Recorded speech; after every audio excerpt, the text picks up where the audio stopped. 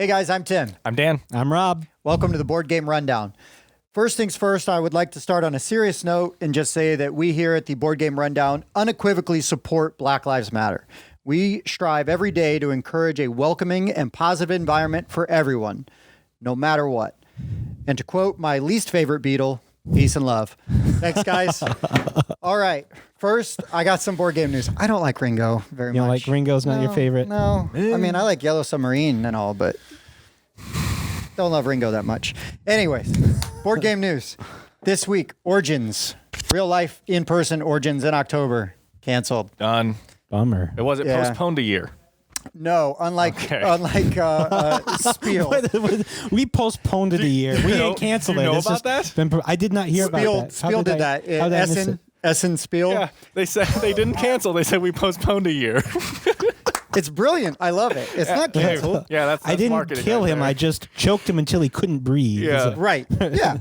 It's like, So Origins in person is canceled. I don't think that's a huge shock since Sure. Gen Con's done. Geekway's not happening. Late to the party, if anything. Right. I mean, I appreciate that they tried because I was like, oh, I'm going to try really hard to go to Origins. And then I was like, I don't know. I don't think it's going to happen. And then, boop. So it's fine. They probably made a good decision given everything. sorry. Yeah. Yeah. And then also Origin Online. Yes. They were trying to do that online the week of the original time of Origins, and that got canceled. Mostly, well, this is their own fault, in my opinion. They were very quiet about all the stuff that's going on right now with the Black Lives Matter movement and everything, and didn't say anything one way or the other. And so Eric Lang and then the lady who makes Wingspan and several other game designers are like, well, we don't feel like you are being responsible, so we're withdrawing from participating. There was going to be like an Origins TV event where they were going to talk about game design and stuff like that. Sure. So all of these game designers, very prominent game designers, started withdrawing and just kind of like respectfully declining to appear. So Origins then came out with a very good and strongly worded statement, expressing their support, and then said that in light of the current situation, they felt like we cannot responsibly hold an online convention at this time. Wow. Yes. Dang. Heavy. That's hard stuff. Stuff is happening. It's bad week for Origins. Yep. It's a real bad week for Origins. It's pretty bad when your online event, to compensate for your real life event not happening, gets canceled. Yes. But I think that they are now trying to rectify some of those mistakes. So I appreciate that. And hopefully in the future, like the reputation and, of Origins and all the people that work really hard to keep that going, get back up there and are doing well. I've got one other not depressing piece of news. Asmodee Games, who now owns everything, right? They do not own the show yet. Monopoly, funny enough. Yeah, they don't own Monopoly. They don't own Hasbro. They didn't want it. That's the thing. know. They didn't. Yeah, they're like, Like, we're good. We'll No, pass. Ticket to Ride. They have done a print and play stay at home expansion that is free for anyone to go to their website and do it. So it plays 2 to 4 players, and it looks like you're actually trying to do stuff around your house as like part of the game. I haven't looked super close at it yet. I downloaded it. I'm going to try to print it out and check it out. So by expansion, it works with like any version? Any core version of the game. Any core version. I see. USA, Europe, Sure. whatever. As long as you basically have the train deck Yeah. and the cars. Sure. Gotcha. And I think a board, because but I think the things you are going to print out are going to go over the board. To make like a new board? Kind of. Okay. Yeah, I think so. That's interesting. It's interesting to see how some of the companies have responded. There's a friend of mine who was designing for a contest where the goal was to make a game Okay. that could be played simultaneously with as many players that wanted to play. Okay. Which is kind of weird. So you could theoretically have a whole bunch of people, like maybe over Zoom or if they're not in person, but they can all take their turns and everyone goes at the same time. So they I guess they were, it was in the midst of the pandemic when they sure. came up with this idea. So my friend had a game that he was tweaking to do that. But I just thought that was a really interesting idea. I'd never heard of a game like that. Like, okay, I have my set. Now I can get however many people and we'll all play together. And only the one person needs the set? Or does Every person needs a set. Everybody playing needs a set? Okay. Yep. It's not that like necessarily terrible. Yeah. I just Best clarifying. compliment you can It's give. like, to be clear, Tim, you're not necessarily terrible. Yeah, my wife tells me that. But yeah, it's nice to see companies trying to do stuff. I know Portal Games did a like standalone expansion for Detective that was free online, but you didn't need to have, I don't think you needed to actually have the Detective board game to do it. I didn't know that's that. I might nice. check that out then. So it was really, it's really small, like Sure. it's just a self-contained module. Detective's really good. I know. though, I've been man. wanting to play it, which is why I said I might check it out. It's really good. Yeah, thanks. I know. Mr. Owns Detective. I do. And we played it online and I did not invite you. So I'm sure. To be fair to me, it wasn't like, hey guys, let's play Detective, nobody tell Dan. It was just Yeah. Well, you don't have to say In that his anymore. defense. It's become commonplace. right. It goes without saying. It goes without saying. But no, so yeah, it's really cool. And I think now, right, like games like Just One and everything are really huge because you can play that online via FaceTime. And really, even then, only one person needs the game and everybody else just needs a piece of paper or a dry erase board and you can play. So pretty sweet. that's all I've got for news. I got a couple little things. I'm done being Debbie Downer. The first thing is, Don't be more depressing than did me. you hear about this Freedom 5? Freedom 5 now. So, Launius, I forgot to write down the name, but I think it was Richard Launius. Richard Launius. I think it was Okay. him. Defenders of the Realm. Yes, one of my favorite is games. working on a game called Freedom 5, a Sentinel Comics board game. Okay, so Sentinels of the Multiverse. Sentinels of the Multiverse. Okay. It is going to be a 1 to 5 player cooperative game in the vein of Defenders of the Realm. What? Ooh. What? Yeah. Wait, what? Yeah. What? Have you played Sentinels of the Multiverse? Never got the chance. Oh, it's really good. Incredible. I have not It's been really able to play hard. Defenders of the Realm, but I know he loves it. I love it. It's a pandemic killer for me. Sure. Like, have you played Pandemic? Yeah. Okay. Defenders of the Realm is Wait, like the real pandemic or the board game? Yeah, Like, let's go to the I board played game. both at this point. the real life pandemic was so boring. 0 of 5 stars for sure. Just It's terrible. Started hard pass. cooperative. quickly Replayability is became terrible. competitive. no one replays. Yeah. Nobody replays it. But yeah, I thought you'd be excited. Yeah, about that, Richard 'cause Launius. This could be a next step my there for goodness. you're like Pandemic. Ooh, Defenders of the Realm. And you're like Defenders of the Realm. Ooh, Sentinels. Well, you forgot also then Defenders of the Last Stand, Correct. which is like the Mad Max version of Defenders of the correct. Realm. I and forgot then you what go, it was called, so I didn't "Ugh," bring it up. And then you go to Sentinels. Yeah. And then two little things I'm going to mention. I don't want to go in depth on this, but last week we talked about IPs that we would like games for or more games for. Yes. And a lot of people said, how come we didn't Gremlins. talk about Back to the Future? Oh, Okay? sure. Back to the Future. Correct. So turns out that week, 2 Back to the Future games were announced. So I just Prophecy. I just wanted to talk about some Back to the Future. Hold on. This is the second time we've been right. Marvel Villainous. Yeah, because Marvel Villainous. I brought up Marvel Villainous on a whim, in December. and then like a couple months later, they were like, "It's coming," and I was like, "Ah." No way. Guys, we take tune full into credit. the show if you want to know what's coming before the publishers announce I it. sold my soul to the devil. So, Back to the Future Dice Through Time is the first one. Light game, cooperative game where everyone has their own DeLorean, and it's kind of a grid system where you have each timeline is horizontal. And then so you can move your DeLorean through that timeline, or you can jump timelines and move vertical. And you cannot take an action if Biff is on that spot, so you're moving Biff around and stuff. And you are basically just trying to complete your objectives before time runs out. There's a timer counting down. Sure. Very simple game, but it seems to be getting good enough reviews. The other one, if you haven't looked it up yet, you should, because it's called Back to the Future Back in Time. Okay. And it's just, people are saying it's giving off a lot of Horrified. Oh, I really like People Horrified. are saying it feels like Horrified. It has that kind of like almost the exact same complexity feel where you're like, Okay. it's very simple to teach, very simple Did to learn. Prospero Hall make that game by I any chance? honestly didn't look. Oh, for shame. Sorry. I don't think so, because everyone just says it feels like it. They have not mentioned that there's any links or anything. Okay. You know what I'm saying? Okay. But so this one is much more of a game than the other one. It's 4 players, I believe, because you can play Marty, Doc, Einstein, and Jennifer.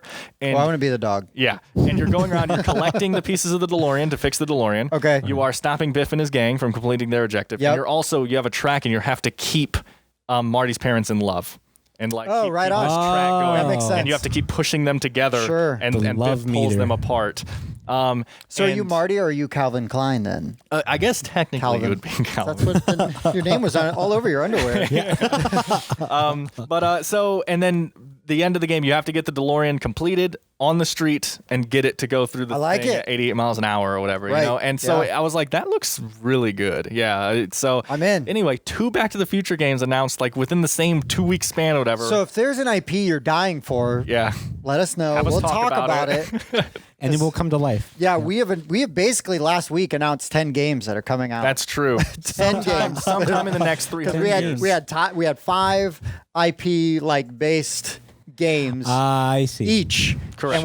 And we worked on like what we thought they would how they would work or how they should how would we work. want I them? How see. would- Yeah, thinking mechanics and theme. How do Right. you So marry that together? you are in trouble this week because we're going to pitch all of our terrible ideas to you Yeah. later. Oh. Correct. I have one Kickstarter. Yes. Okay. Hero the card game.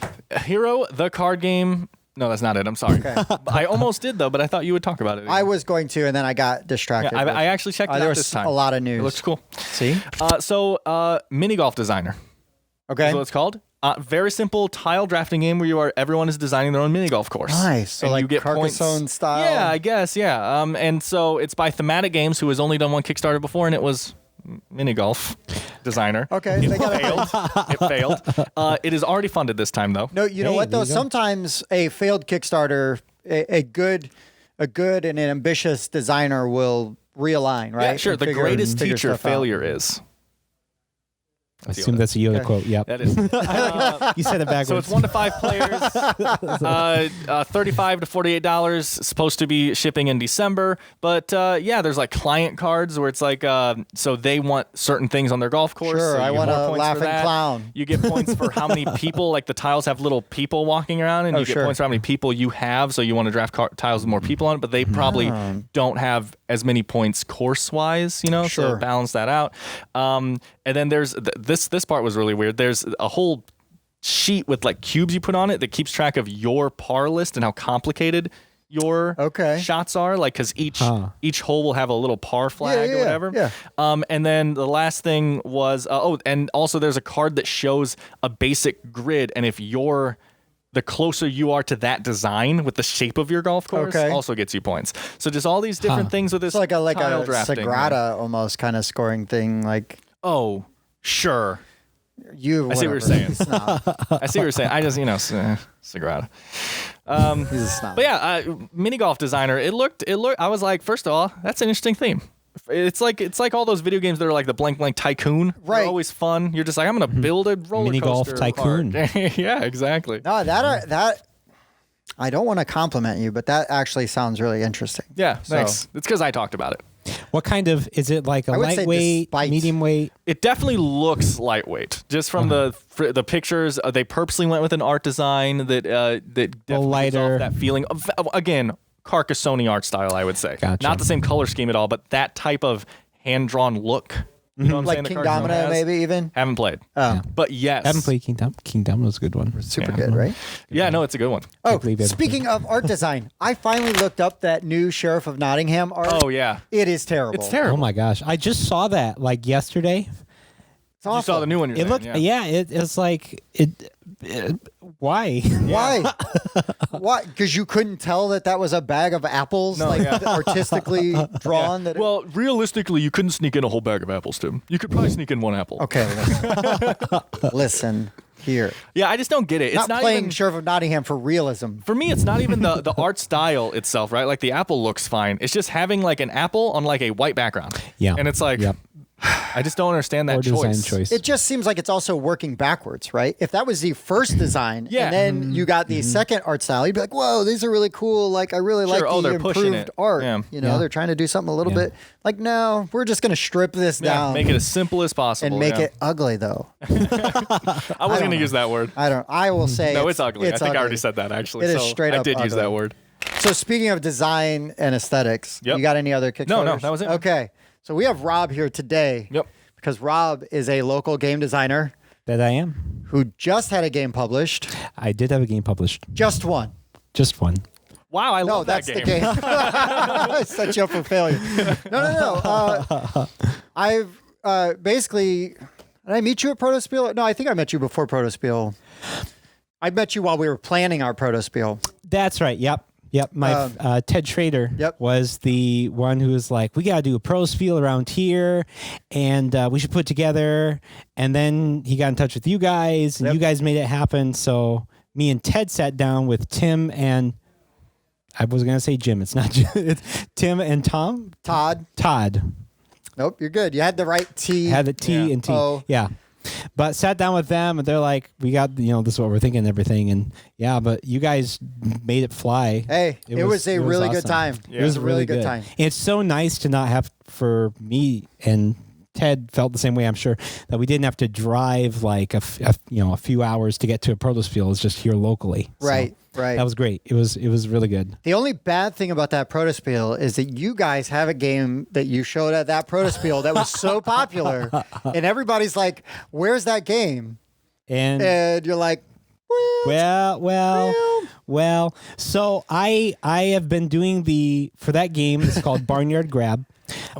We have been, in fact, actually, your daughter was the one who came up with that name because we're like, we're thinking of calling it Barnyard something. Maybe we'll call it just another Barnyard. And his daughter was like, you should call it Barnyard Grab. And my like, 8-year-old. Yeah. So the mouths of babes. we'll be hiring her as a consultant. Sweet. Creative director. As long as you let her win, she's good. But actually, I've been working on the art design myself. Okay, so I have a look little at bit. Sheriff of Nottingham and go the other way. Exactly. Yeah. Wow. But I'm self-taught and I was using GIMP. Oh. And and it's nice because it's free, but I had so much trouble with the formatting and all this stuff and everything. And it took me forever because I would send the designs to Ted. Ted would send them to the company that was going to produce a demo for us and maybe would print the thing. And they kept saying, okay, the formatting is kind of off. Okay, the color's not right. The DPI is not right. Back and forth and everything. So I was going in circles. And finally, I Adobe lets you do a subscription for Photoshop. Just about to bring that up. Yeah. Like, what, and so I $10? did that and it just saved, I was doing trying all these workarounds. And finally I just did that. I'm like, I could just save it as the format that I need. Exactly. It's all right there. it's a masterful program, and if you just do Photoshop, it's probably $10. Is that what it is a month? I think it's about 10. Yeah, like it's a steal. It was really good. So I think I finally got a lot of the art assets are a lot of them are finished. Oh, sure. And so we're probably going to hop back on that and try and get that going. But, it's hard. Life gets crazy. No, I understand. I just had to give you a hard time because we love that game and we talked about it a lot with you. But we are excited that you have a new game. I do have a new game. That you published that is yourself? Published. No, it is published by Puzzling Pixel Games. It is Concluzio. And it has my name right there, Robert Kerr. Robert Kerr. I don't think that's a word. It is not a word. Okay, it's not a word. This is a lightweight game, 2 to 4 players, 15 to 20 minutes, ages 8 and up. Again, Puzzling Pixel is the one that published it. They did a couple other Kickstarters.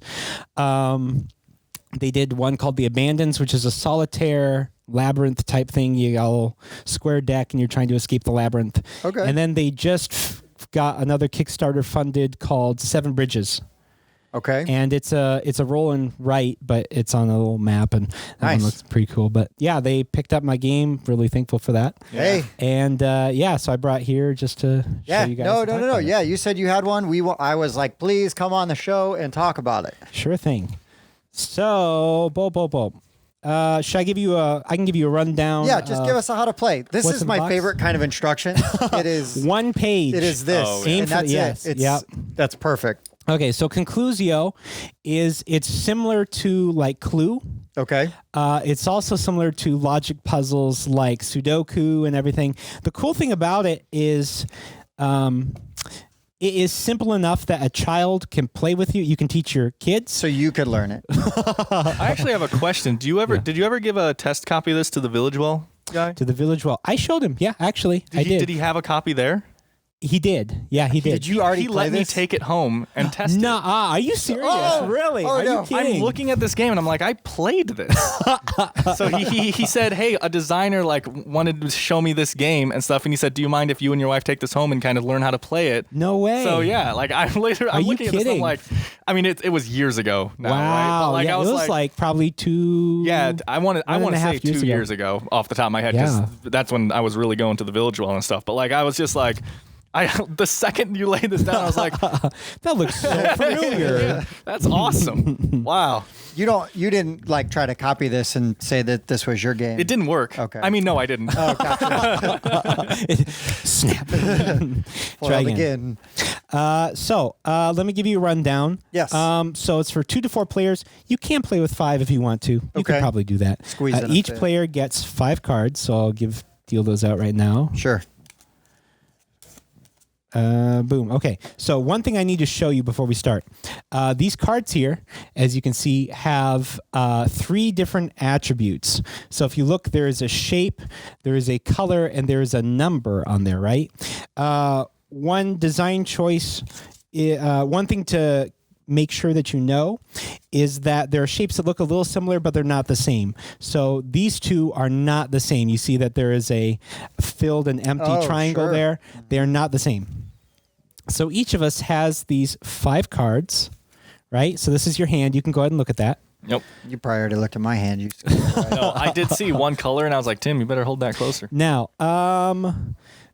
so I'm going to now give each of you a secret card. Okay. Ooh. So we're not really doing a playthrough. So Right. But if you want to be sincere, just try not and cheat and look at these screens here. Oh, right. Because we're trying to figure out what card is missing or something. Exactly. Right? Yep. Yeah. So I'm going to give you your secret card. Don't look at it just yet. Okay. What you're going to do is you're going to take your card and put it into your hand backwards. So I'm going to pick it up and put it this way. Okay. Right. Yeah, this is awesome. I played this game.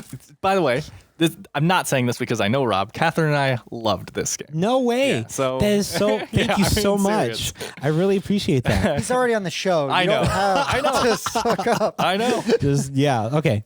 So each of us has our secret card. Secret card. I don't know what it is. You Right. don't know what yours I can- is. Yep. What's going to happen is we're going to take turns showing cards to each other. Uh-huh. So, for example, I might show you this card. I might say, does this have anything in common Gotcha. with my card? Gotcha. Right? Okay. You would tell me yes or no. Right? Yep. Let's help each other out, though. Each of us is going to give each other a hint. So I'm going to give you this card right here. This has something in common with your card. Okay. You give Dan a hint, and then Dan will give me a hint. This has something in common with your card. Okay. I'm waiting for Rob to go. No, it doesn't. You dummy. Tim. So this has something in common with your card. Oh, excellent. Okay. Okay. Cool. Go ahead and we'll go ahead and draw you cards already back draw? up to 5. I did not draw. Whoop. Perfect. So I have 5 in my secret one. You always have 5. And so now on your turn, I'll go first just to demonstrate. I might go, okay, does this have something in common? Just both of us can answer, huh? Yeah, whoever. Normally, I think it's the person to your left. Okay. So it'd be No, Tim. that has nothing. Nothing? in common. Okay. So I have my yes here. I'm going to start a separate pile of no's. No's. So here's my no's. Here's my yeses. I'll draw another card. Can dig it. There's one last thing that's important. These cards can only match by one attribute. So if this matches orange, let's say it is orange, it will not be a 3. It will not be an X. Okay? And cards can only match in one way. It's impossible for them to match in 2 ways or 3. Gotcha. Oh, So crazy. it's helpful for the logical deduction Sure. side. We'll play like another, just a round Sure. and see. Does this have anything in common? No. Ah, Worthless. worthless. So now you get, but now you know that it's not blue. Correct. So, And does this have anything in common? nope, nothing. Sorry. All right, one more. Yeah, we got to do round. another Here we round. go. I gotta And how about this one? Nope. No. Nothing. Nothing. Okay, it's we'll not a figure something 3. out It's not eventually. orange, so it must be an X. Okay, yeah, I like where you're going with that. Let's see. How about this guy right here? Yes. Yes? Oh, you got the match. So it's a 6. Oh. Okay. No. Nope. Sorry. So we keep going. We each show each other cards, start to build up our little clue set here. Right? At any point on your turn, before you play, if you think you figured it out, you can guess. So I'll make a stab at this. I think it's an X. I think it is yellow. And I think it is a 4. Oh, you are so close, and I thought you were cheating. No, are you serious? It's X, yellow, and a 2. Oh. I was like, there it you're is. like, it's an X. And I'm like, what? It's actually- like yellow. Yeah. Well, here's the thing. I looked at these X's. X, X, X. I'm like, there's no yellow X. Maybe it's maybe. Oh, yeah. look at you. But let's say, so I was wrong, right? So that means that I am out of the game. Oh, So my cards go on the table so you guys have more information. Got it. And then you guys keep playing. gotcha. So there's only one of each of these cards in the whole. Correct, right? Exactly. No Oh, repeats. and I was wrong. Exactly. Yep. Yes, you were wrong. You felt so sure it was a I 6. was so sure. What did this 6 have in common with the? Well, that was It the first card didn't. you played. We probably Oh. said no. Oh, was this a no?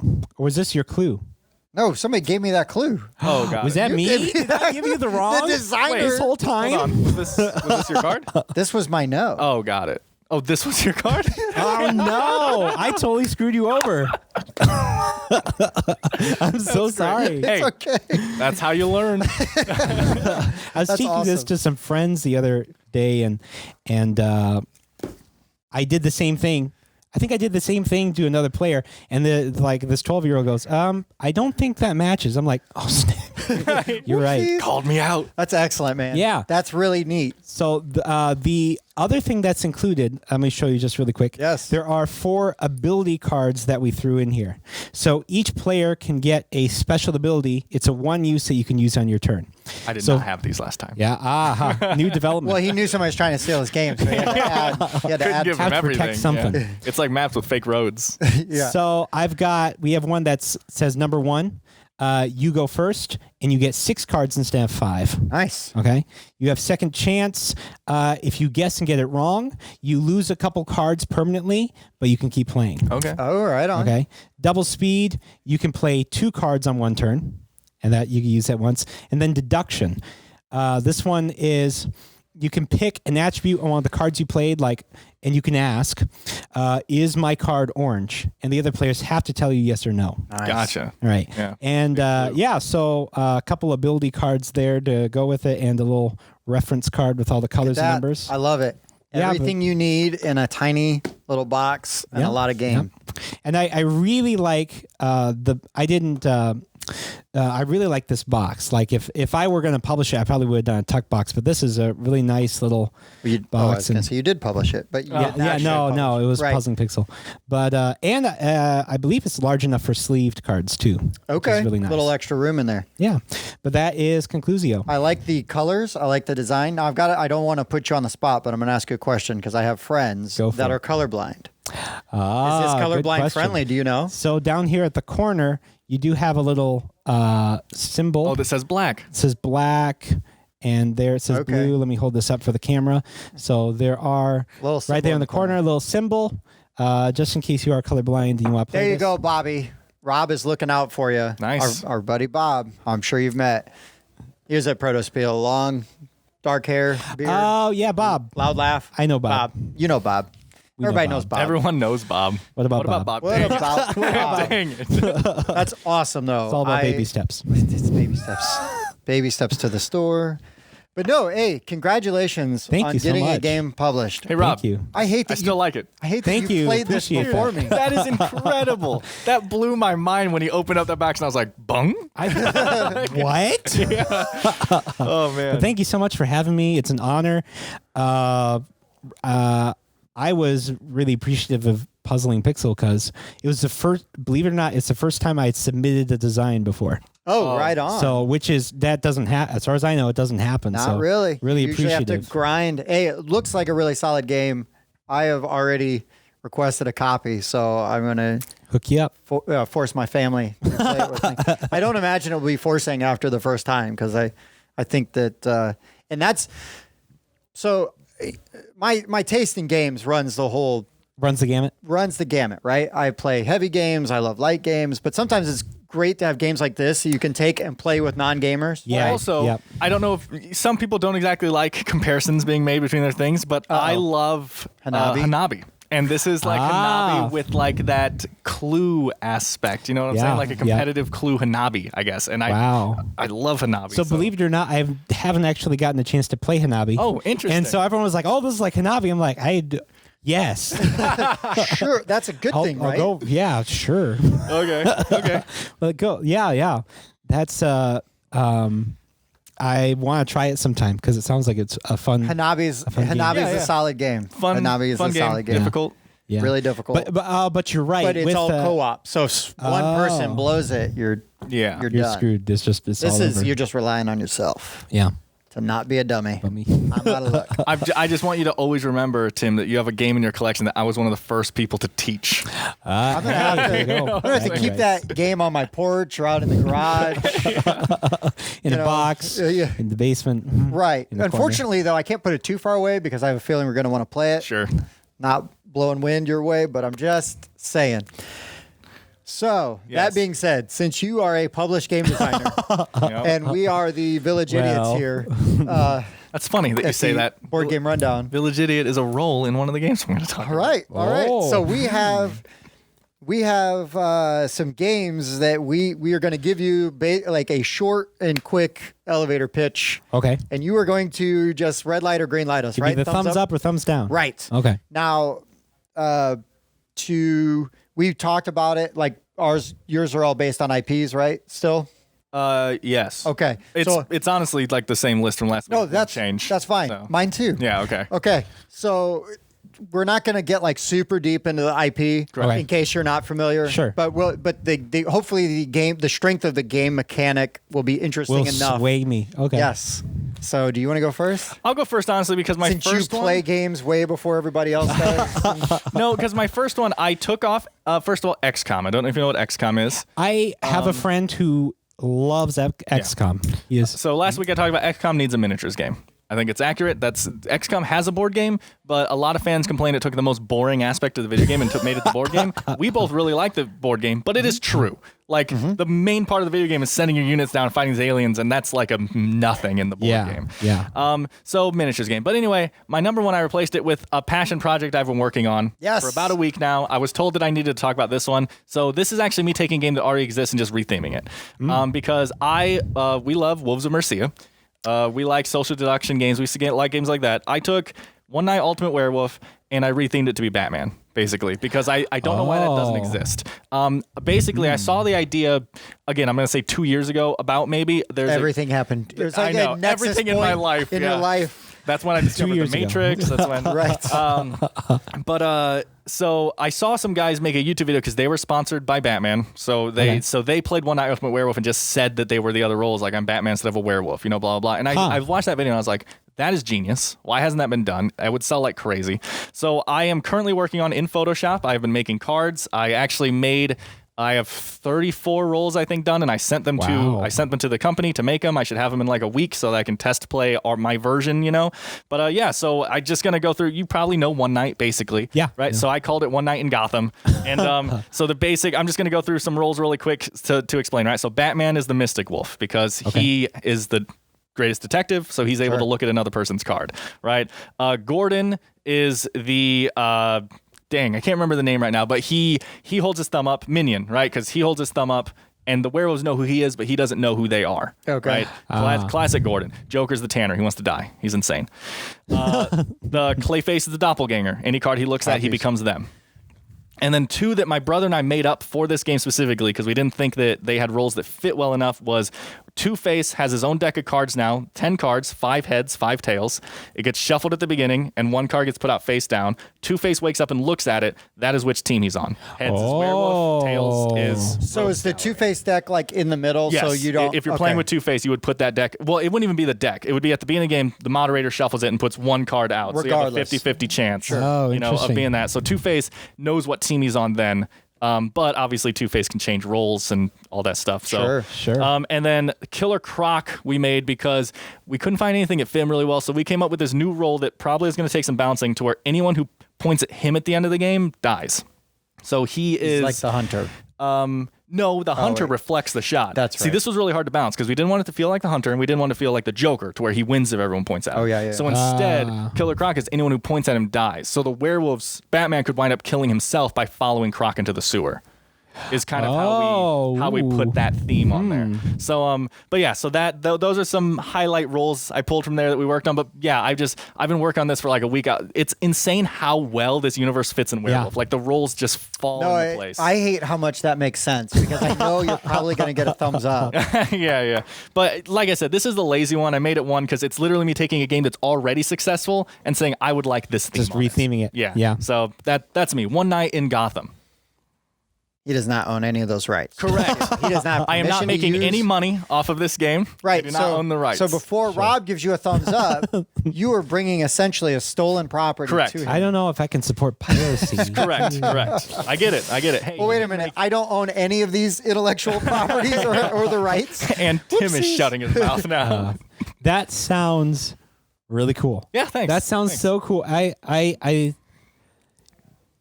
You're right, because those abilities do line up really well with the Batman characters, right? I could go through all 34 roles, and there's only like 1 or 2 that are like just like semi-slid into place. They fit so I've had that before where I was like, it'd be cool if this game were this theme, and like a couple things work, but not really everything, and you're trying to cram it. But it sounds like Batman just nails that. It helps that he has one of the biggest and best rogues galleries. He does. Ever. Next to like Spider-Man. Yeah. I still think Batman's better, but Spider-Man is up there.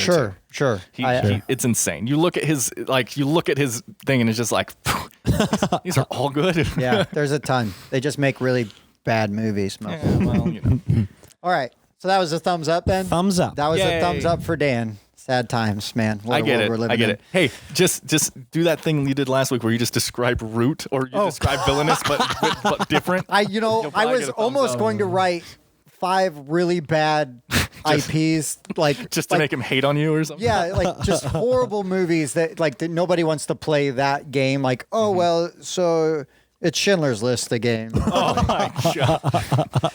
Except we're the Nazis. Oh my god! Just the way you can't give me a thumbs up for anything. Wow. So no, I removed one from my list last week and have just kind of shifted everything because my number 1 has replaced. You know what I mean? So my number 1 is supplanted. Got it. So I know what your number 2 is. Yes. I got it. So number five for me, based on the Escape from New York Snake Plissken IP.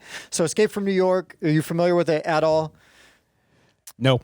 Okay. Nope. The island of New York in the near future has been turned into a prison. Like it's so terrible. They wall it up. Oh, okay. Turn into a prison. The president's plane crashes in New York City and he's got like the nuclear codes. So Snake Plissken, who is a former special ops guy turned criminal. Okay. He was getting sent to New York basically anyways. And they're like, hey, we're going to put some explosives in your neck. You've got 24 hours to get in and rescue the president. And if you get out, we will remove those or disarm those explosives. Ooh. So if you, strong setup. Yeah. Oh yeah. Right. There's one where he's got to go to LA. Also great. Anyways. There's another one. So escape from my version of escape from anything, whatever setting you want. Okay. It is, you've got a board. Snake starts at one end of the board. His objective is here. He has got to get here and then get back to escape with the objective, whether it's the president of the United States, whether it's a suitcase of codes, okay, whatever. Fill in whatever your sure, MacGuffin. fill in the blank. There's your MacGuffin. Fill in your MacGuffin. Everybody else is a rival gang or character that is trying to stop Snake from achieving his objective. Asymmetrical. So if we are playing and Dan is Snake, you and I, if you kill Snake, I don't win. Only you win. Okay, I see. I got you. I need to be the one to kill Snake. But okay. sometimes if, let's say, our producer, editor, Jeff is playing, and Jeff's really close to killing Snake, and we don't want him to win, we might work together to stop Oh, cool. that, but we can't do it in a way that will allow Snake to escape because nobody likes Snake. Exactly. So that is my game. It is it's not really one versus many. It's kind of one versus everyone, but you are moving around on a gridded map, and each faction or your character has like special abilities you can do. Like so, Gotcha. Snake's got some tricks up his sleeve, right? Okay. And Snake is probably the toughest because he's got like the farthest to go and to get back, and he's also got a limited amount of time. Interesting. So in this game, are you envisioning that each person controls a gang, like a group of I would pawns? say maybe at the most two. At the most two. Yeah, I would. Because that could be a really. I'm sure there's a way to design that, but would be a really interesting. Like similar to Root, you have. You're gonna hear that sense a lot because we like asymmetrical stuff a lot. Yeah, no, I think that's a lot of fun, but I think that's really interesting. It'd be cool too if you did have. This gang only has a few guys. This gang has so maybe, a bunch of thugs, sure. and they're not as strong. That would be. I feel like that would be a fun thing. Now I'm wondering how you'd handle the mechanics of getting across the board. If everybody's got like movement points or something to that effect, that could be good. And then maybe Snake might even have there might be a hidden movement aspect to him, so he is marking his. And so as you enter an area, that would actually be sight, really interesting if you have that where it's hidden plays movement. like Spectre Ops. Yeah. I think that's got potential. See? I have a suggestion for this game because of the theme. I'm going to rip this up. Dan's talking now. I have a few tweets. So, because it's escape from blank, yes. I have something that could be a really cool, almost marketing scheme for this game to where there's a really cool video game called 911 Operator, where you are literally the guy answering the phone, telling the police where to go, answer the calls in this order, blah, blah, blah, like a point and click kind of game.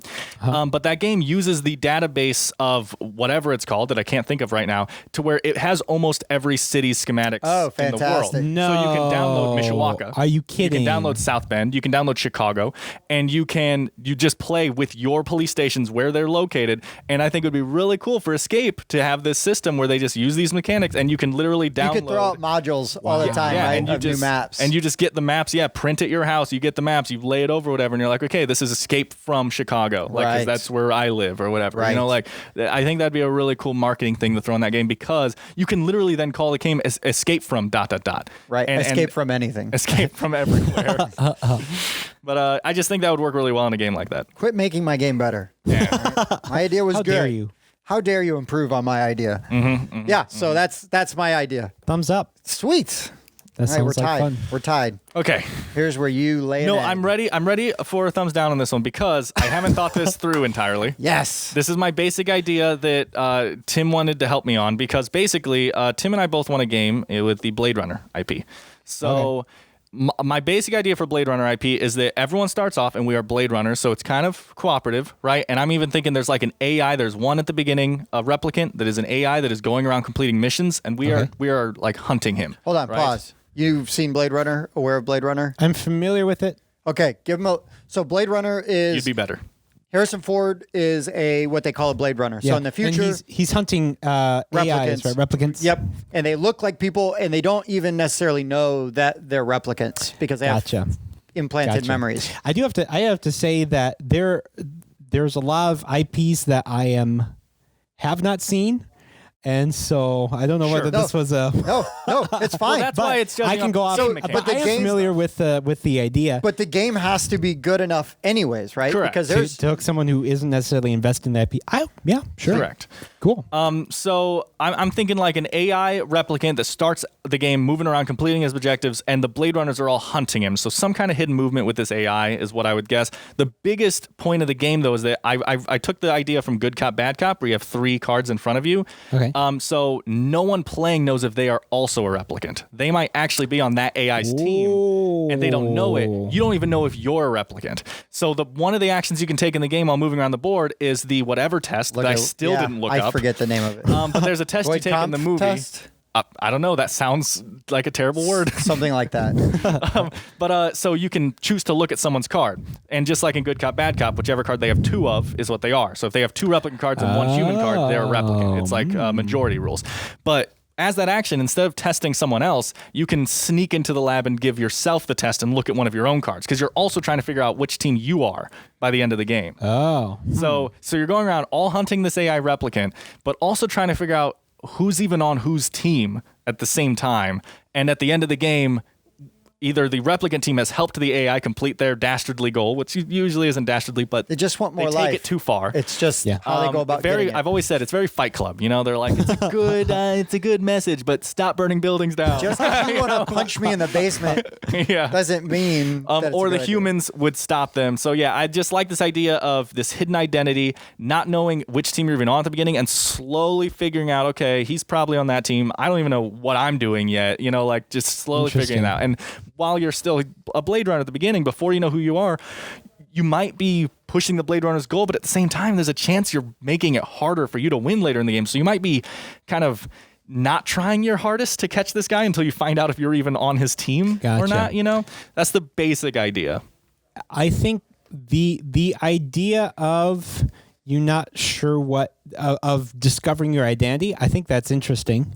And that was the one takeaway from Tim. Yeah. That's my favorite part. That's my favorite part. I think probably what you would run into is that as a player, I wouldn't commit to any actions until I know what I am. Yes. So I would spend my first 3 turns turning over my cards. That's been the hard. Right? Well, so that's been the hardest part of this thing, which is why I said I don't have too many notes on it, because I'm trying to figure out what is the early game of that game. What are you doing early game that keeps it interesting? Now, it could be that if you spend all your time doing that, the AI advances too far. Like, you really have to get on the AI early.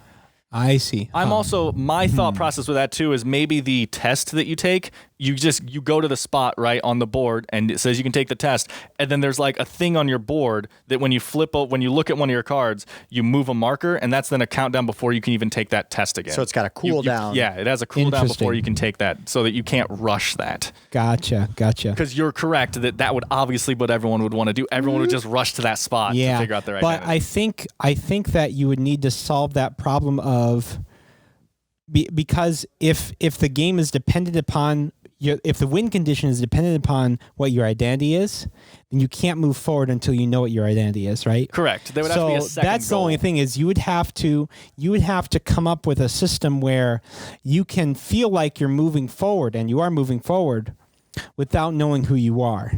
So I feel like once you saw, and I think it's a cool idea, but you just need to solve that. And I think that's true. Some kind of character building during that, like setting yourself up for later, I guess. Kind of like, because the thing that popped in my head when you said it is Betrayal is kind of like that. You play half of Betrayal not even knowing what team you're going to be on, but it's because most of Betrayal is just setting up your character. Okay, I'm getting these items. I'm getting these. So what if you only start with one card, and then as you do things, you gain other cards?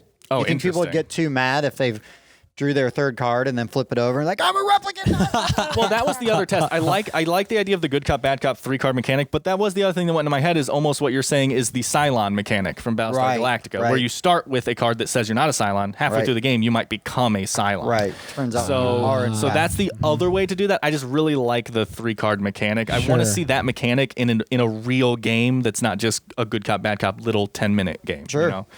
But all right, thumbs up or thumbs down based on this half brain. I think it has potential, but it needs a little bit of tweaking. Sure. There we go. I accept. That was my thought, so I accept this criticism. Well, okay. Welcome to the world of asymmetry again. Yeah, I said you're gonna hear this a lot. Is this the whole list? Just asymmetry? Yeah, it's just all asymmetrical. Root, but it's Batman. Root, but Batman. Root, but it's villainous. Scratching that off. Yeah. Sorry, I didn't. About that whole page. No. Are you familiar with the Wheel of Time books? A little bit. There's, 30 of them. Yeah. Not really 30. A ton. Anyway, so I have a friend who is a big Wheel of Time fan, and he got me onto a different series, the Stormlight Archives. I don't know if you've heard is that of Brandon this. Sanderson? Yeah, Brandon Sanderson. Yep. I've read the first book of that. And Oh, okay. It's amazing. It is so good. There's 3 volumes. They're all huge, right? and the next one's coming out in November. So I'm gonna have to get on the horse Catch up. and read the second But one. Brandon Sanderson, he wrote the last He took over Wheel of Time after Robert Jordan Wheel of died. Time. Okay, Yep. perfect. Yep. There is a connection. We talked about both times we brought this up. We have come back to Brandon Sanderson. So Wheel of Time, obviously, time is a wheel, right? Cyclical, things repeat. The Dark One, I still didn't look up the name of where he's locked away, but he's locked away. The dragon is supposed to be reborn each cycle to combat the Dark One. So here's the thing. In the books, the dragon, there's all these different factions that are trying to manipulate the dragon, okay? And for their own means. Yeah. So the dragon in this game is an AI, basically just progressing down a track of sorts. When he comes to power at the end, when he reaches his full strength and potential, you want to be the faction with the most influence with the dragon. But here's the thing. So there's one faction that's trying to kill him because he can serve them in death just as well as he can in life. Oh. So if he's dead, right, it only works for the bad guys. But then the other factions, these other nations or groups, they are. The more, though, that you try to pull the dragon to your side, the more he goes, I'm not going to be manipulated by you, and runs in the other direction. So you've got to find this balance of helping him, protecting him.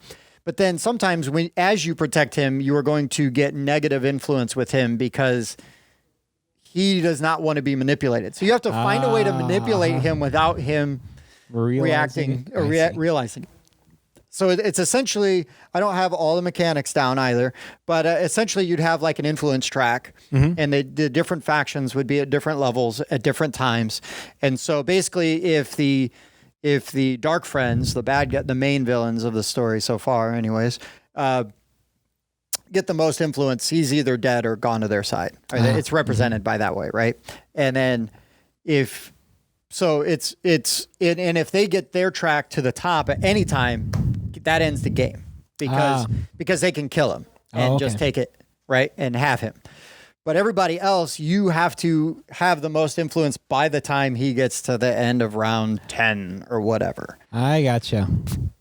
So I don't know exactly how you do that, but that's my pitch. How you influence. Yeah, I feel like a game where influencing an AI is such an interesting mechanic. A game where you are trying to gain influence, but the harder you try to gain influence, the harder he pushes back. So there's got to be a subtle way to do that. Interesting. And then halfway I wonder through, whether you that get would 3 look cards like... and you look at them and then you realize whether they're a Psylocke Wait a minute. or a replicant. And then Batman. Right. So that's interesting. I wonder would that look more like a board game or card game? I think it would be almost like a worker placement kind of game. Oh, that'd be interesting.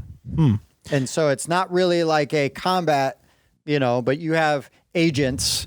Like if you represent the Aes Sedai from Tar Valon, you have agents that you are sending out to gain you, like maybe here gives you influence with the dragon. I see. And things like that. Or this might give you more resources and it will lower somebody else's track, but it might also lower your track because then the dragon knows you were manipulating him. Right? Gotcha. That's interesting. And that's interesting where you could have a mechanic of you're taking these actions, but maybe they can be discovered by the dragon. Sure. And you lose influence. Right. I think that's interesting. I think it has potential. Yeah, it'd be interesting to see more mechanics as to what. No, it would take more work, but I feel like that's a solid starting point. Interesting. I think probably it needs a little more. Sure. A little more solid idea, some fiber of what the gameplay would look like. Yeah, that we each got like a half. So put down fiber. Fiber. Roughage. I do the British spelling, so it's spelled Fibre. Fibre. Okay, what's your next one? Rob, this game makes itself, Rob. And you know it does Well then. because he said your name twice. Oh, okay. This annoys me to no end, as people heard from last week, that there is no game in the Doctor Who universe that is like widely accepted as like, this is a great board game. You know, like, oh man, it uses his IP. Nothing does that. And it annoys me to no end. There's Doctor Who Flux. Yeah, love it. But, Doctor Monopoly. So my basic idea for a Doctor Who game is a scenario-based game, cooperative.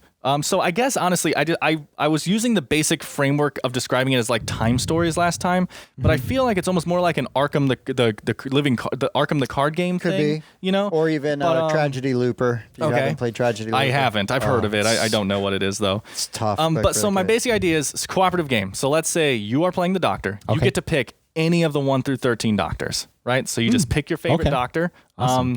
Let's just say your favorite Doctor is Tennant, because most people's favorite Doctor is Tennant. Listen, and Baker. That's right. Either of those are the correct choice. Yes. Yeah. So Tennant has stats that are different than Capaldi, right? My example from last week is Capaldi would have higher intimidation. You know, or something. He's very angry all the time. To where Tennant has higher charisma or something is like what he said. I argue that So your Doctor, we then pick 2 companions out of any of the companions that we could be. I so see. I'm Martha. Rose. He's K9. Right? Okay. Yeah. We go into the scenario together. We all have stats and we all have abilities. Like Martha's a medic. She's a doctor. That's going to come in later. He's a robot. Yeah. And obviously Tennant has his skill set and everything. Yep. So we go into the scenario and it's us solving these problems and going around with like he was talking about like, so we might get to a fork in the road where it says if Martha is with you or if a doctor is with you, then you get to take this path. And Davidson, right? The 6th Doctor is with you. Then you can. And we're going through this scenario-based thing, solving this trouble, and this. So there's this overall issue. We're going back because X happened, because Hitler didn't die, right? We're going back because Hitler didn't die. That is our main goal, and we're going through this scenario trying to fix history. But also, we could mess things up at the same time. It's made with this branching pattern to where, like, let's say that we did a wrong decision here, we have now changed history even more, and we have to go on this little side mission now to fix what we broke in order to get back to fixing what was broke, originally. But yeah, the whole main idea boils down to a cooperative game where you're building party with stats that will change how the scenario plays. This scenario will play completely differently with Capaldi, Smith, Tennant. It's going to play completely differently because of their skill set and their personalities and are I want an expansion where you can play as the Master and you work with the Master has his own goal the whole time. And so you know that you have to work with a Master to get through this, but you also know that dude is looking for the time to stab you in the back. That would be really cool. And then you've got to, because cool. the Master is such a cool villain. Yeah. Okay, sorry. Yeah. I'll step back. And obviously, if you're actually looking at it realistically in game design, are you going to actually get base game with every single companion and every single Doctor? And that's not happening. Sure. So they're going to do it in segments, so. Right. But so that's my basic idea: scenario driven, cooperative, stat based problem solving, where you're fixing the scenario, and if you fix it, you can easily turn that into a campaign game. When you fix this scenario, it leads directly into this scenario. Interesting. Right? And stuff like that. I think. Spoiler alert: it was the Daleks, Cybermen, or the Master. Correct. But I think that will cure this need for a Doctor Who theme or a Doctor Who game that actually hits the theme on the head instead of just being legendary or something, which would be awesome, but not the most thematic, while also being just fun and engaging. I want a Doctor Who game, and that's the first thing that comes into my mind is something that would encapsulate everything that would make a Doctor Who game a Doctor Who game, and that's it. That's all I have. Yeah. No. That sounds good. Yeah, no, I think you're right. I'd noticed that it was just like there's like Flux and Monopoly for Doctor Who. That's about it.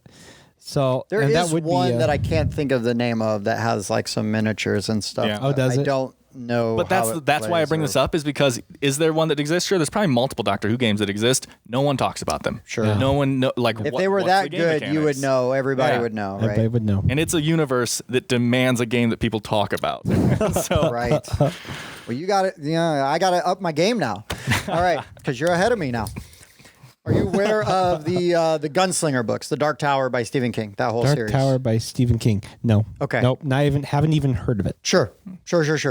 There is a it's called the Dark Tower. It's basically like the center hub of the universe, and all of our realities are like spokes coming out of this. Interesting. So technically almost every Stephen King book is tied in together, and you can find references to the Dark Tower like hidden in the books.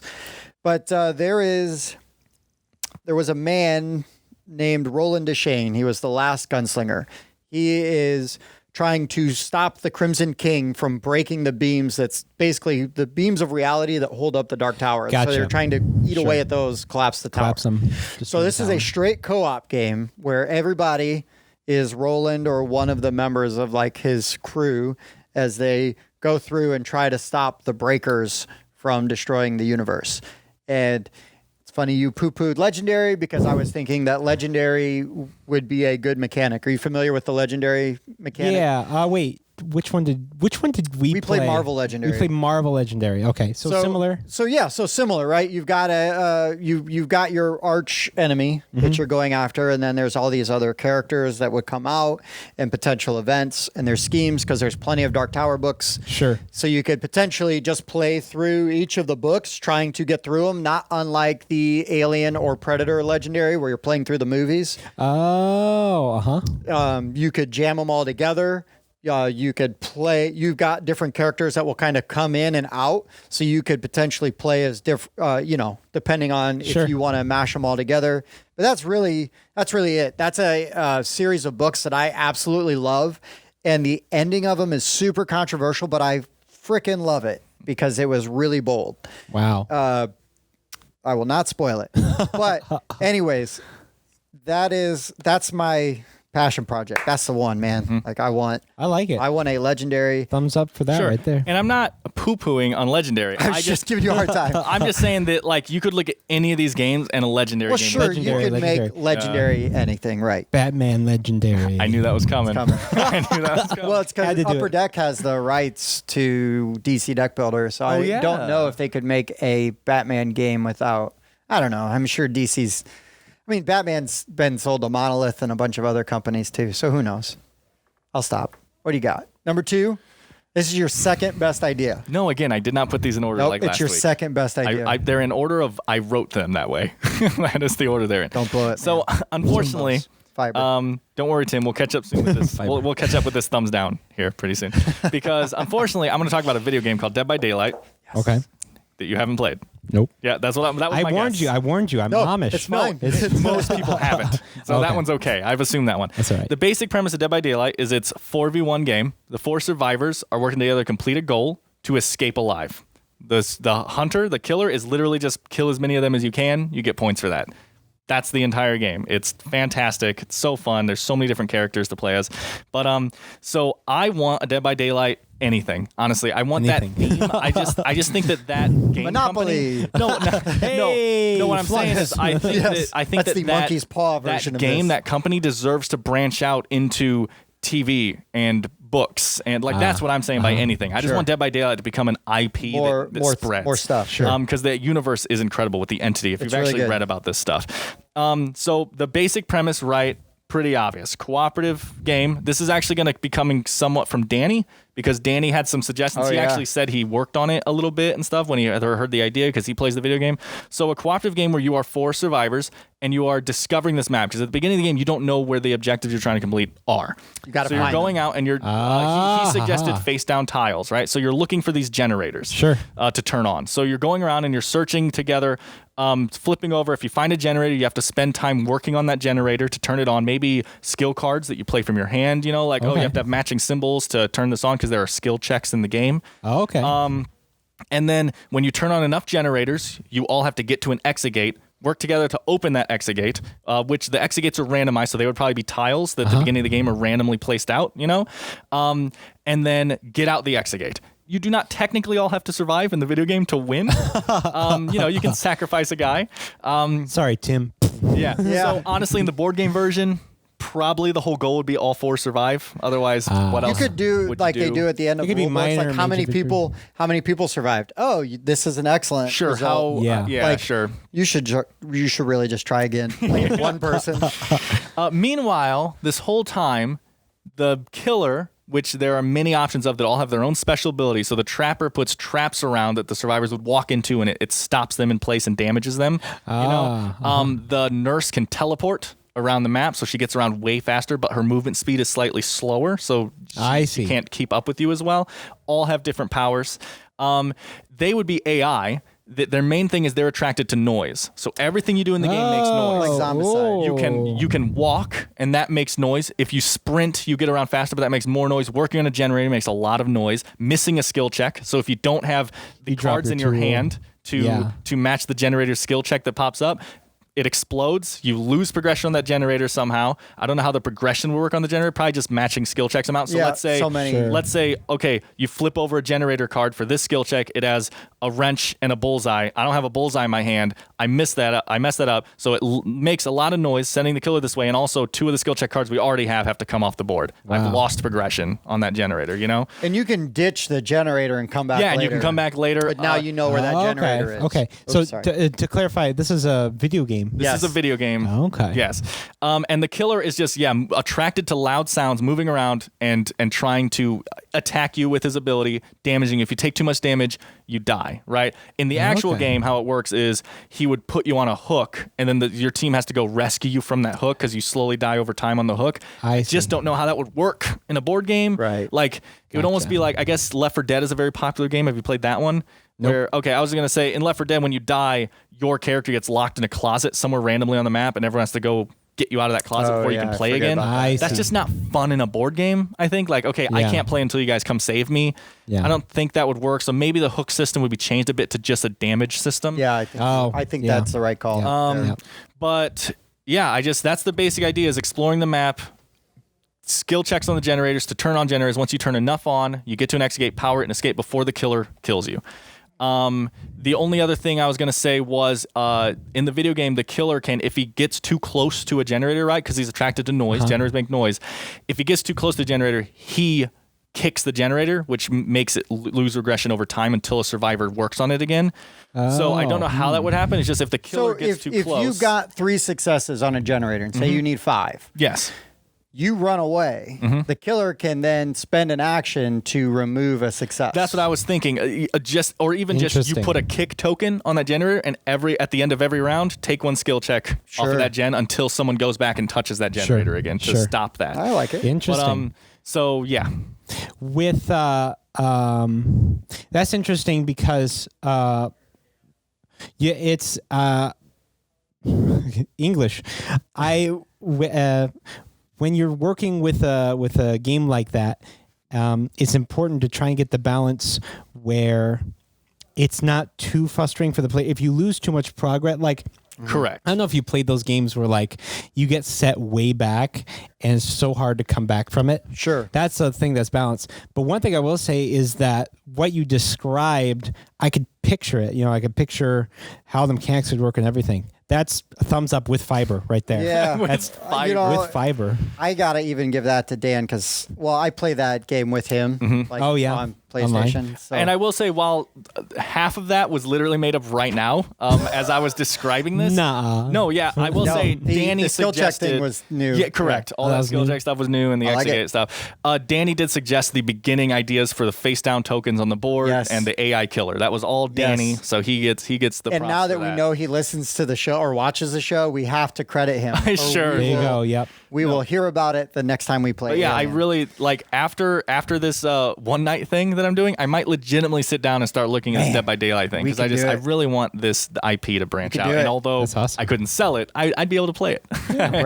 Right. Well, you could develop a game and it's just not Dead by Daylight. You were inspired by Dead by Daylight. You come up with your own mechanics, critters and people. Because honestly, for me in that game, the hunters are what's unique. All of the heroes or the survivors, to me, I have face blindness. They're all very basic. It's true. That's one of the biggest complaints we've had for a long time is they need each survivor needs 1 perk that only they can use or something, so it differentiates them a little bit. I mean, I don't ever really care a ton which survivor I am, but if I'm playing as the killer, it's which one? I guess actually, God, this is going to add another 30 seconds here, but a huge part of the game is the perks. So that's something. I don't even know if I'd mess with that too much. I'm or you just could saying that's draw. something we'd have You to could look draw at. them. Yeah, for sure. Is do you pick perks at the beginning of the game that change so you can move slightly faster? You can work maybe on a gen slightly guaranteed, faster. maybe a guaranteed success. Every or time maybe not on a perks, right? gen. Because 3 perks is kind of insane, but each character An ability. gets one special ability that you get a special ability deck. Yeah. Draw it out. Exactly. And maybe you can find a chest that's not a generator, and that will give you another perk. Yeah. Or, well, that's really Or powerful. ability. But, med kits, toolboxes, all med those kit, things med are kit, items yeah. that would be in boxes, toolboxes. There you go. This game is There you go. developed Anyway, before there your you go. eyes. Halfway Anyway. there. Dead Hey. by Daylight. I will be so sad if you're not familiar with at least a tiny bit with this IP. RoboCop. Yeah. Yep. Okay. Seen RoboCop. Yes. Okay. 1 for 5. Is Yeah. that? RoboCop. Asymmetrical root style game. RoboCop. Oh. So RoboCop and his partner Murphy. He's Murphy. His partner Lewis are trying to stop the crime in Detroit. Okay. OCP is the corporation that created RoboCop, is trying to buy the police force. Their whole idea, and they're secretly like funding the crime though, because they want Detroit to become so terrible that they can tear it down and build up their own utopian city, right? Yeah. So there's OCP. There's Clarence Boddicker and his gang. Clarence was Red Foreman, from that 70s show. Yeah. Right? He wants to control all the crime. So his objective is to gain influence among the crime syndicate. So he would basically be just going around and leaving like crime markers, right, on the board. There is from RoboCop 2. There is Kane, who is the drug dealer that sells Nuke. So he and his gang are also kind of like fighting with Clarence Boddicker, and that's it. Like, so everybody's kind of got their own thing. You can't let any one person like run away, right? Yeah, Because if I ignore you, you and I'm just fighting with Dan, then you're going to be like, this is cool, and the game's going to Do be my own thing. Yeah, the game's going to be done like so quick. So it is, so like OCP's got like characters like Ed 209, the big robot. They can't walk downstairs. So obviously you got RoboCop, you've got his partner Lewis, then you would Boddicker, so you got like the whole gang with Clarence Boddicker, and then Nuke or Kane with Nuke. Like they've got all their own little characters, and you might even be able to upgrade Kane to his where they take his brain and put it in a body at the end of RoboCop 2. That's really basically it. And then because I'm a nerd and the only thing I loved about the RoboCop remake was Michael Keaton, is that I would have Michael Keaton as a villain for OCP because he's my favorite. Yeah. I think that sounds like when you said root, especially, I can go, okay, I could see how this would work. Do you see how the different factions work, right? Yeah, I think that deserves a thumb. Rock and roll. It's funny that you said the thing about not letting any one person run away because I got root and almost every time I played it with I haven't had a lot of chances to play it. Sure. I played once. I absolutely love it. Just once. I got it for my birthday. I was so excited. It's a cool game. It's right. The Vagabond always runs away and wins. I was like, this isn't a balance issue, is it? Well, what happened is he's one little guy and all the other players first time playing are like, oh, he's not an issue. We don't have to worry about Right. The Marquis de Cat has got all of these pieces. It's like we have to worry about the Marquis. Yeah. So, but that's I like that, and I could see how that would work. I got the song in my head and everything. I see the Orion logo. Child of the 80s, man. Child of the 80s. So number one, my his turn. best This is your idea. number this one is his idea. strongest Well, idea. no, that I he's better the be most good. confident I know I about. purposely did this because I knew what his number 2 or whatever was going to be. You His better 2 or not steal 1. my idea. No. But so this is my asymmetric root game. Okay. I purposely timed it like that. So Tim and I last week talked a little bit, right, when I brought this up about I don't know if there is a single board game with the Matrix IP. Oh, yeah, the Matrix. I don't know if Really? that has ever branched. I have not found anything. Nothing. And nothing. that Not even blows Matrix Flux. my mind. Matrix Monopoly? What Yeah. the There's heck? probably a Matrix Opoly. That's probably true. You think the free parking is that crappy rave? Stop bringing the rave up. I'm not going to stop. Sorry. So the basic idea, right, root style, so that you can picture it in your head Yep. of the different factions of, so the humans, right, are the Okay. one faction. Yep. Their goal, so actually, I'm going to say really quick, my idea for this, don't know how this will work, but it popped into my head, is a 2-sided board. There is the real world and the dream world. Okay, so on the real world, that's where the human faction lives, okay? And they're kind of turtling. Their whole point is they have to protect Zion, right? Their goal is the Sentinels want to get into Zion. So protect Zion. They're building up defenses. They're getting their mech units ready. They're building up Zion while also sending their hero units, Neo, Trinity, and Morpheus, to the Nebuchadnezzar, which would be on that side of the thing. If they get their hero units, Nebuchadnezzar, those units then get to go into the Dreamworld side of the board, where they are now trying to go and stop whatever we're trying to get them to stop in there. You know what I'm saying? So the hero units are kind of have to spread their forces there. The Sentinels, their whole thing is they are hunting down the Zion people. They need to destroy Zion. That is their whole goal. Also, though, you have Deus Ex Machina, right? That's literally the name of the alien or the head robot in the freaking Matrix movies. But so they also have their thing going on in the Matrix that honestly I have not figured out yet. They have to be on the other side of the board. I'm just not sure what they're going to be doing. I think that's really interesting if especially if you have a game where it's like Root, it's asymmetric, but also each faction is more or less powerful on the different sides of the board. Yeah, exactly. I think that's really a cool idea. Okay, so Merovingian would probably be the marketing people from the expansion for Root. I don't know what they're called, but they just manipulate everyone, right? Right. I'm gonna give you this, I'm gonna give you this. Oh, and yeah. Meanwhile, they're getting a bunch of victory points because they're warmongers, right? They're just helping you do whatever you want to do. That's Merovingian, and then my favorite one, Agent Smith, starts as one unit. Right, the guy starts as one unit, but he can go around and he can assimilate everyone else's units. Oh my gosh! So if he gets in a unit, if he gets on a spot on the board that you left some of your units alone at, he can, and then now instead of one Smith and two humans, there are now three Smiths at that location. And he just grows and grows and grows. That's a cool idea. And he has idea. to take over the dream world. That's cool. Right. Those are the only factions I've come up with so far because I'm trying to think of who else would have a win condition that is separate from everyone else. That's a good starting place. Yeah, but so that is how I think I would do a first Matrix game is an asymmetric factions game with the two sides and people are constantly. So again, I love the idea of I need to win. That's my thing. It doesn't even matter what you're doing, honestly. I just need to complete my goal. But I can't let you guys run away with your goal either. Yeah. So, you know, that constant thing is what makes games interesting, I think, in that asymmetric realm. So I really like that. Very similar to the RoboCop thing, but I would do Matrix. I think I really like that because it's got the asymmetric idea with Root, right?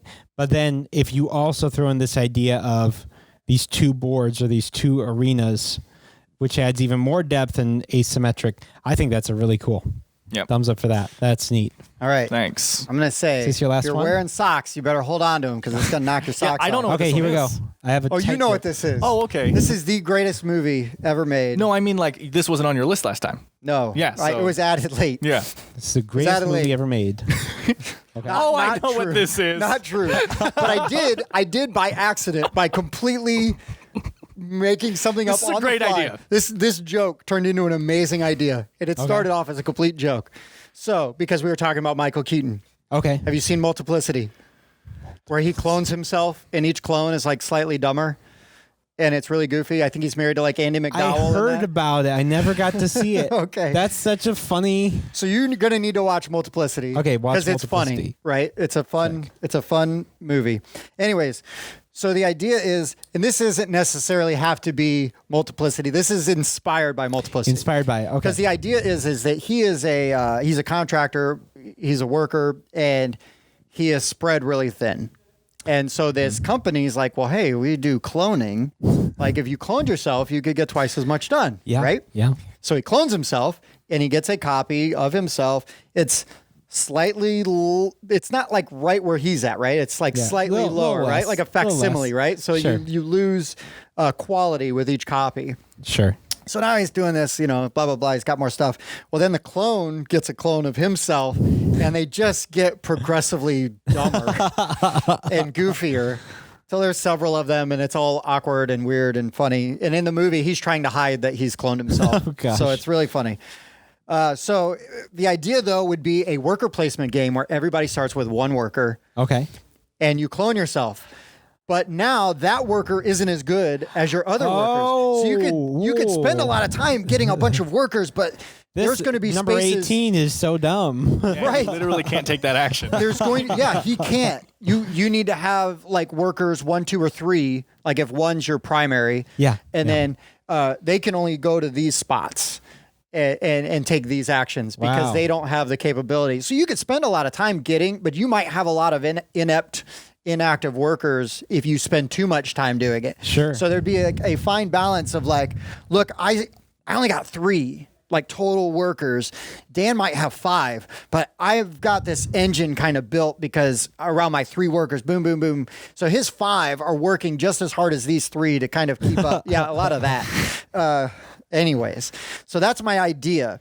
I would still have to work out the goals, but it is essentially been inspired by Multiplicity with the idea of cloning your worker so you get a lesser version and it That's gives you more interesting. ability. I have an added Things. idea right Let's now hear that it. just Let's popped hear into it. my head because of what you were talking about in the movie. I have not seen the movie in a very long time. Okay. But so you're talking about how someone could just keep doing because in most worker placement games you can go to a spot that gives you another worker, right? So in this one it's a cloning machine and that worker's worse.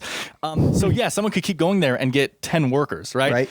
But you could add a mechanic in the game where at the end of every round or something, people could find out that you've been cloning yourself. And then so you don't want too many. So workers. maybe you draw a card and the odds go up. Yeah, depending on your workers. and Like, you don't could wanna get always, caught. if you want to keep this idea of them being dumber, maybe make it so that when you clone them, they're given a handicap or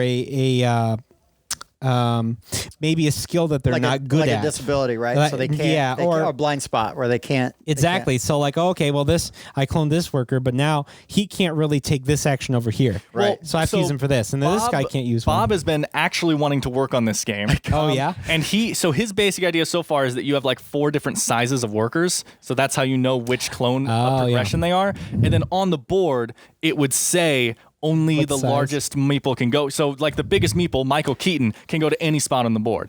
The second one can so they can go See, to I any figured spot you would and just below. number them. You'd have them numbered in a way, and then You could do both. It depends on how many meeples Sure. you're going to have. Because if you're going to have 10 meeples at the end, like I was saying, exaggerated, you Right. probably don't okay. Is that No, 8? I Is think that you'd have to 6? cap at 5 or 6. Okay. Because otherwise you're getting. Yeah, it's like, sure. dude, you're not even trying.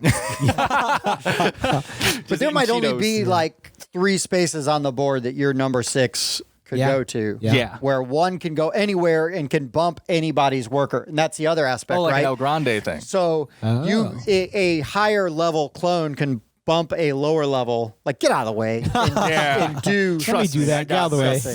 And there can even be like the recall action, right? Like you place a worker, so then you have to take an action to recall your workers. Got it. Gotcha. Yeah. So Cool. Anyways, that's my multiplicity idea, Multiplicity. born idea. out of my love for Michael Keaton. Yeah, I think that gets a thumbs up. This that sounds is like fun. genuinely one of the most clever ideas I've ever heard of, having a welcome. worker placement game where the workers your get pen. worse over time. Like I Yes. love that so I think much. that is a really cool take on it. Yeah. Yeah, it's something new. Well, thank you for enduring our Yeah, that's it. stupidity for the day. That's it. That's Thank our you for show. having man. me. Yeah, Oh, anytime you want to come back, please do. We'll be happy to have you. Thank you so much. Anytime you get a game published, we're going to drag you on, so you don't get a choice. No choice. That's great. But yes, so Concluzio. Concluzio. It's available from Puzzling Pixel Games. $10, and it's fun. Kids can learn it. It's engaging enough for adults. So it's And a if nice. you can't nice find balance. it at Puzzle and Pixel, what you do, or if you Puzzling just Pixel. Puzzling Yep. Pixel, Yep. excuse me. Oh, you're good. No, they deserve to have the right name spoken. Bother your game store. I don't know if they can get it distributed, right? Get it in game stores. Get it on shelves. Totally. I also wanted to add, you guys should also give us thumbs up and thumbs down. Because yes, was Rob Thumbs up. too nice? I'm giving 2 thumbs Maybe. up right now. Yeah, so- I am polite. So, Yeah. Mostly. when I went like this, it was, Yeah, exactly. He really meant that's the worst idea I've ever heard. Gravity's fighting Well, against And me. we are now all dumber for having heard I will it. say that the IPs it was interesting concepts. It just needs, some of them just need a little. Exactly. Some of them need a little baking. I Yeah, get a it. little baking in I the get it. But well, thanks for watching, guys. That's been the board game rundown for this week. We will. No, I've been Tim. I've been Dan. I have been Rob. Are you a clone of Rob? Or are you like the primary? I'm a twin, actually. I'm a triplet, actually. So I have. So- believe it or not, I am a triplet, and I have a brother did not looks like know me. this. So, Listen to this guy. Now he's the jerk. I'm probably well. Here's the thing. I'm the closest thing to a clone you will ever meet. There you go. So Spencer's a twin too. Spencer. Hey, there we go. You pointed, but he's not a triple. You're not. You're not I Spencer. pointed where you pointed towards Jeff. I was like, oh, you're Spencer all of a sudden. Well, that depends. When he's wearing the mask, he's Spencer, okay. and without Gotcha. the mask, he's Jeff. Okay. But thanks for watching, guys. We'll see you next time. Thanks for checking out the Board Game Rundown. If you like what you saw, like, comment, and subscribe to our channel. Share our videos on social media and spread the word. We publish new content weekly, including reviews, unboxing, and Let's Plays. And as always, thanks for watching.